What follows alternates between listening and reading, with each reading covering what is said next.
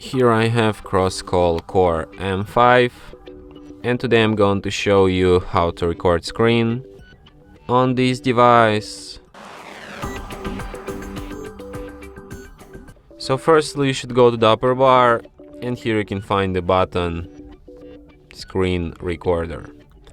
So by tapping on it, it asks you if you want to switch audio settings, so you can you can record device audio, microphone audio, or both.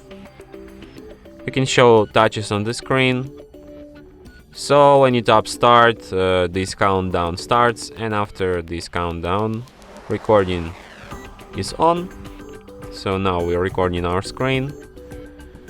When you're done recording, you just go to the upper bar and tap stop here. And after that you can find this recording in gallery, in photos, in this special movies section. And here it is. And from here you can